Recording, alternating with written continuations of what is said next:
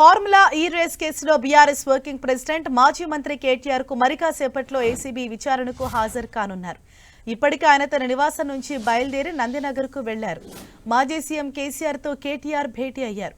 నందినగర్ నుంచి కేటీఆర్ నేరుగా తెలంగాణ భవన్ కు వెళ్లారు. అక్కడి నుంచి ఏసీబీ విచారణకు వెళ్లనున్నారు.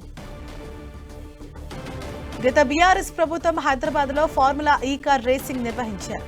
ఈ కార్ రేసింగ్ లో అవకతవకలు జరిగినట్లు ఏసీబీ గుర్తించింది.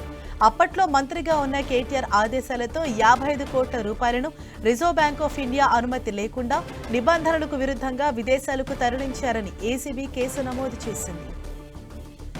ఈ కేసులో కేటీఆర్ ను A1 గా, ఐఏఎస్ అధికారి అరవింద్ కుమార్ ను A2 గా, బిఎల్ఎన్ రెడ్డిని A3 గా ఏసీబీ చేర్చింది.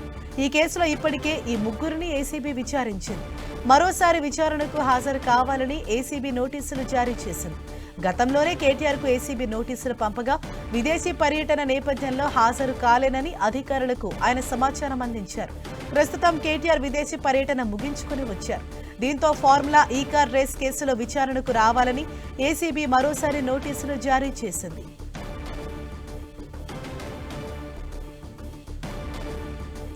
ఇదే విషయంపై మరింత సమాచారం మా ప్రతినిధి కరుణాకర్ మనకు అందిస్తారు. కరుణాకర్, ఇవాళ కేటీఆర్ కు అంటే ఏ కోణాల్లో ప్రశ్నలు సంధించే అవకాశం ఉందంటే గతంలో కూడా ఒకసారి ఆయన విచారణకు హాజరయ్యారు. ఇవాళ ఎటువంటి ప్రశ్నలు సంధించే అవకాశం ఉంది? మీకు అందుతున్న అప్డేట్స్ ఏంటి?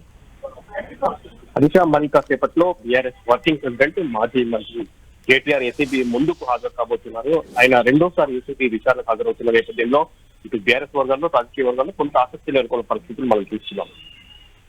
ఫార్ములా ఈ కార్ రేస్ విషయంలో పెద్ద ఎత్తున అవినీతి జరిగింది, అక్రమాలు జరిగాయని చెప్పి కాంగ్రెస్ ప్రభుత్వం ఏసీబీ విచారణకు ఆదేశించింది. ఈ మేరకు ఏసీబీ దాదాపు 5 నెలల పాటుగా విచారణ జరుపుతూ వస్తుంది. అందులో భాగంగా ఎఫ్ఐఆర్ ఏదైతే నమోదైందో అందులో కేటీఆర్ ను A1 గా చేర్చింది. ఐఏఎస్ అధికారి అరవింద్ కుమార్ A2 గా, హెచ్ఎండిఏ చీఫ్ ఇంజనీర్ మాజీ చీఫ్ ఇంజనీర్ బిఎన్ రెడ్డిని 3వ నిందితుడిగా చేర్చింది. ఈ మేరకు విచారణ కొనసాగుతుంది. దాదాపు 44 కోట్ల రూపాయలు విదేశాలకు అక్రమంగా తరలించారని చెప్పి ఈ కార్ రేస్ లో ఆర్బీఐ నిబంధనలకు విరుద్ధంగా ప్రభుత్వ అనుమతి లేకుండా హెచ్ఎండిఏ అకౌంట్ నుంచి నేరుగా విదేశీ సంస్థకు 44 కోట్ల రూపాయలు, ట్యాక్స్ తో కలిపితే 54.88 కోట్ల రూపాయల్ని తరలించారని చెప్పి ప్రధాన అభియోగం ఉంది. ఇందులో ప్రధాన ముద్దాయిగా కేటీఆర్ ను ఎఫ్ఐఆర్ లో చేర్చిన నేపథ్యంలో ఆయన ఇప్పటికీ ఏసీబీ ఒకసారి విచారించింది. మళ్ళీ మొన్న 28వ తారీఖు విచారణకు రావాల్సిందిగా ఏసీబీ నోటీసులు చేసింది. కేటీఆర్ విదేశీ పర్యటన నేపథ్యంలో విచారణ వాయిదా పడింది. ఈ రోజు 10 గంటలకు కేటీఆర్ ను విచారణకు రావాలని చెప్పి మరోసారి నోటీసులు పేర్కొన్న నేపథ్యంలో కేటీఆర్ మరి కాసేపట్లో విచారణకు వెళ్లబోతున్నారు. ఆయన విచారణకు వెళ్లే ముందు కాసేపటి క్రితం నందినగర్ లో తన నివాసానికి చేరుకున్నారు. అక్కడే ఉన్న మాజీ ముఖ్యమంత్రి కేసీఆర్ తో కేటీఆర్ భేటీ అయ్యారు. మరి కాసేపట్లో కేటీఆర్ తెలంగాణ భవన్ కు రాబోతున్నారు. కేటీఆర్ విచారణ నేపథ్యంలో తెలంగాణ భవన్ లో పెద్ద ఎత్తున హడావుడి నెలకొంది. కార్యకర్తలు, నేతలు, ఎమ్మెల్యేలందరూ కూడా తెలంగాణ భవన్ కు చేరుకుంటున్నారు. కాసేపట్లో కేటీఆర్ నందినగర్ నుంచి తెలంగాణ భవన్ కు వచ్చి ఇక్కడి నుంచి నేరుగా ఏసీబీ కార్యాలయానికి వెళ్ళి అక్కడ విచారణలో పాల్గొంటారు. చూసా మనం లాస్ట్ టైం కేటీఆర్ విచారణకు హాజరైన సందర్భంలో దాదాపు 9:30 గంటల పాటు ఏసీబీ విచారించింది. ఈసారి కూడా సుదీర్ఘంగా కేటీఆర్ విచారించే అవకాశం కనిపిస్తుంది. అందులో ప్రధానంగా 54.88 కోట్ల రూపాయలని అక్రమంగా విదేశాలకు తరలించారు నిబంధనలకు విరుద్ధంగా అని చెప్పి ప్రధాన అభియోగం. అందులో కేటీఆర్ పాత్రే కీలకం అని చెప్పి ఏసీబీ భావిస్తుంది. కాబట్టి ఇందుకు సంబంధించిన ప్రశ్నలే ఏసీబీ ఈసారి కేటీఆర్ ను మళ్ళీ సుదీర్ఘంగా ప్రశ్నించే అవకాశం కనిపిస్తుంది. హరీష్, కరుణాకర్, అంటే ప్రధానంగా ఈ కేసుకు సంబంధించి ఎటువంటి కీలక ఆధారాలను సంపాదించారు ఏసీబీ అధికారులు? అంటే గతంలో కూడా ఒకసారి ఎంక్వైరీకి అటెండ్ అయ్యారు కాబట్టి అంటే ఇక్కడ బీఆర్ఎస్ వర్షన్ ఏ విధంగా ఉంది? ఖచ్చితంగా బీఆర్ఎస్ ముందు నుంచి కూడా కక్షపూరిత రాజకీయాల్లో భాగంగానే తనపై ఏసీబీ కేసు నమోదు చేశారని చెప్పి కేటీఆర్ ముందు నుంచి చెప్తున్నారు. బీఆర్ఎస్ నేతలు కూడా అదే ఆరోపిస్తూ విమర్శలు గుర్తిస్తూ వస్తున్నారు. కాబట్టి తనను వేధింపులలో భాగంగా తన ప్రతిష్టను దిగదార్చే క్రమంలోనే ఈ ఏసీబీ కేసు నమోదు చేశారు. ఇప్పటికే ఏసీబీ విచారణలో భాగంగా చాలా స్పష్టంగా ఎటువంటి అవకతవకలు జరగలేదు. ఈ కార్ రేస్ లో అన్ని నిబంధనల మేరకే ఈ కార్ రేస్ జరిగింది. అందులో 1 రూపాయి కూడా అవినీతి జరగలేదని చెప్పి కేటీఆర్ చాలా స్పష్టంగా విచారణలో చెప్పారని చెప్తున్నారు. కాబట్టి ఈసారి విచారణలో కూడా ఖచ్చితంగా అవే అంశాలు మళ్ళీ చర్చకు వచ్చే అవకాశం కనిపిస్తుంది. ఏసీబీ మళ్ళీ అవే అంశాలను ప్రశ్నించే అవకాశం కనిపిస్తుంది. ఎందుకంటే చాలా స్పష్టంగా ఏసీబీ 2 సెక్షన్ల కింద అవినీతి నిరోధక చట్టంలోని section 13(1)A red with 13(2), section 409 red with 120B కేసులు నమోదు చేసింది. అంటే నేరపూరిత దుష్ప్రవర్తన, పబ్లిక్ సర్వెంట్ తనకు అప్పగించిన ప్రభుత్వ ఆస్తిని దుర్వినియోగం చేయడం, నేరపూరిత కుట్ర ద్వారా విశ్వాసఘాతానికి పాల్పడడం, ఇటువంటి నేరాల పైన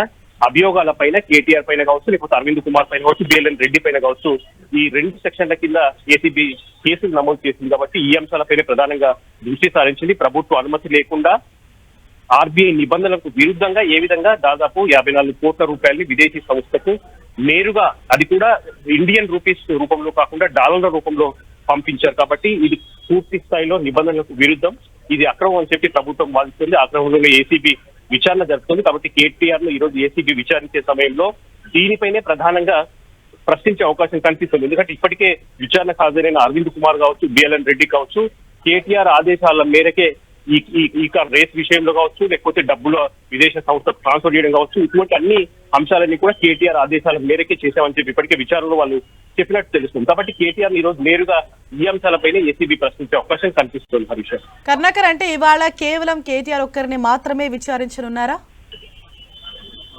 ఈ రోజు కేటీఆర్ కు మాత్రమే విచారణకు హాజరు కావాలని చెప్పి నోటీసుల్లో పేర్కొన్నారు.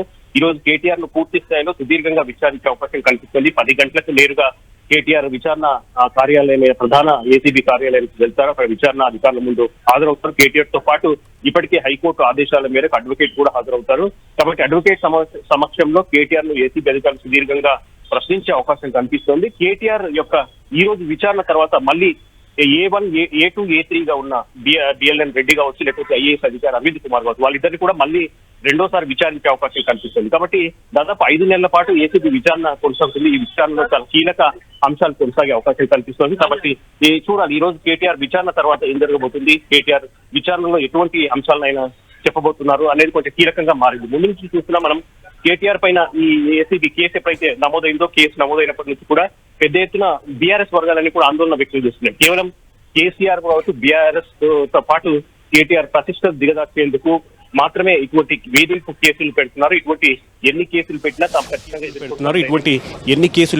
ఖచ్చితంగా ఎదుర్కొంటాం, ధైర్యంగా నిలబడతామని చెప్పి కేటీఆర్ కావచ్చు, బీఆర్ఎస్ నేతలు చెప్తున్న పరిస్థితిని మనం చూస్తున్నాం. హరీష్, కర్ణాకర్, అంటే గతంలో ఒకసారి విచారించినప్పుడు సుదీర్ఘంగా సుమారు 9:30 గంటల పాటు కేటీఆర్ ను విచారించారు. మరి ఇవాళ ఎన్ని గంటల పాటు విచారించే అవకాశం ఉంది? ఒకవేళ ఇవాళతోటి సంతృప్తి చెందకపోతే మరోసారి విచారణకు పిలిచే అవకాశాలు ఏమైనా ఉన్నాయా?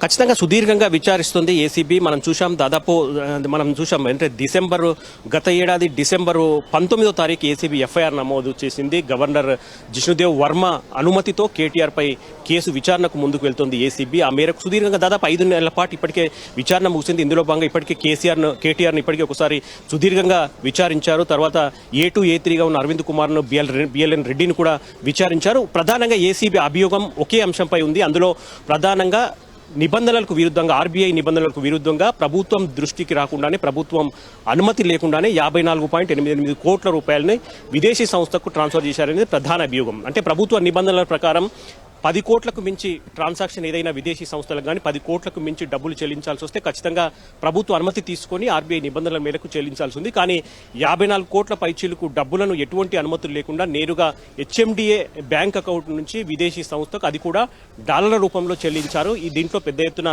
అవినీతి దాగుంది, అక్రమాలు దాగున్నాయని చెప్పి ప్రధాన అభియోగం. కాబట్టి దీనిపైనే మొన్న విచారించిన అధికారులను విచారించిన కానీ, మొన్న కేటీఆర్ విచారణలో కానీ ఏసీబీ దీనిపైనే దృష్టి సారించింది. ఈ రోజు ఏసీబీ ముందుకు వెళ్తున్న కేటీఆర్ను కూడా మరోసారి ఏసీబీ ఈ అంశంపైనే చర్చించే అవకాశం కనిపిస్తుంది, ఈ అంశంపైన ప్రశ్నించే అవకాశం కనిపిస్తుంది. ఎందుకంటే గతంలో విచారణకు హాజరైన ఐఏఎస్ అధికారి అరవింద్ కుమార్ కావచ్చు, లేకపోతే హెచ్ఎండిఏ చీఫ్ ఇంజనీర్ గా పనిచేసిన బిఎల్ఎన్ రెడ్డి కావచ్చు, వీళ్ళిద్దరూ కూడా కేటీఆర్ ఆదేశాల మేరకే ఈ కార్ రేస్ జరిగింది, కేటీఆర్ ఆదేశాల మేరకే డబ్బులను విదేశీ సంస్థకు ట్రాన్స్ఫర్ చేశామని చెప్పి చాలా స్పష్టంగా విచారణలో వాళ్ళు చెప్పినట్లు తెలుస్తుంది. కాబట్టి ఈ అంశంపైనే మరోసారి కేటీఆర్ ను ఏసీబీ విచారించే అవకాశం కనిపిస్తోంది. నిబంధనలకు విరుద్ధంగా విదేశీ సంస్థకు 54.88 కోట్ల రూపాయలు ఎందుకు పంపించాల్సి వచ్చింది, నేరుగా హెచ్ఎండిఏ అకౌంట్ నుంచి విదేశీ సంస్థ అకౌంట్లోకి రూపాయలను డాలర్ల రూపంలో మార్చి ఎందుకు చెల్లించాల్సి వచ్చింది అన్న దానిపైనే ఏసీబీ రోజు కేటీఆర్ ను సుదీర్ఘంగా ప్రశ్నించే అవకాశం కనిపిస్తోంది. కేటీఆర్ చాలా స్పష్టంగా గతంలో విచారణకు హాజరయ్యే సందర్భంగా కావచ్చు, ఈ రోజు ఉదయం ట్వీట్ చేశారు కేటీఆర్ చాలా స్పష్టంగా, ప్రభుత్వం ఇటువంటి కేసులు పెట్టినా, ఎన్ని విచారణ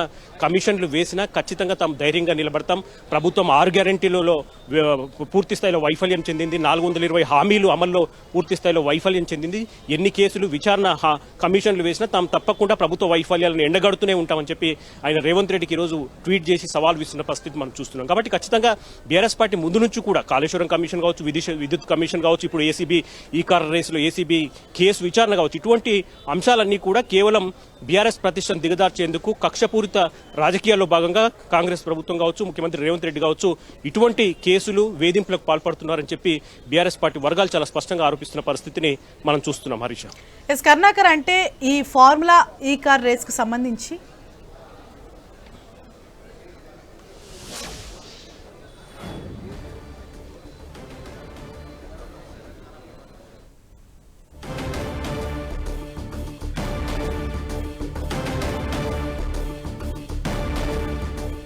ఇవాళ ఏసీబీ అధికారుల ముందు విచారణకు హాజరు కానున్నారు BRS working president KTR. Formula ఈ కార్ రేసు కేసుకు సంబంధించి ఇవాళ రెండవసారి ఏసీబీ అధికారుల ముందు విచారణకు రాబోతున్నారు.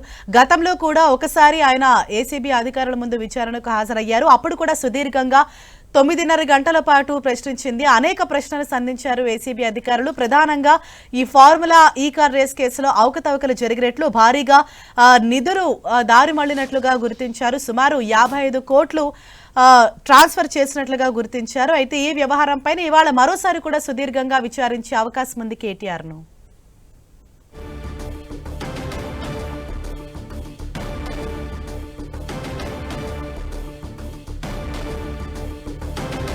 మన 10 టీవీ స్క్రీన్ పైన చూస్తున్నాం. తన నివాసం నుంచి కేటీఆర్ బయలుదేరుతున్నటువంటి విజువల్స్ మన 10 టీవీ స్క్రీన్ పైన చూస్తున్నాం. నందినగర్ నుంచి ఆయన తన నివాసం నుంచి కారులో బయలుదేరి ఏసీబీ కార్యాలయానికి వెళ్తున్నారు. 10 గంటలకు ఆయన ఏసీబీ అధికారుల ముందు విచారణకు హాజరు కానున్నారు. అయితే దీనికన్నా ముందు కేసీఆర్ తోటి కేటీఆర్ ఆల్రెడీ భేటీ అయ్యారు. అనంతరం కూడా ఆయన ఎంక్వైరీకి ఇవాళ హాజరు కానున్నారు.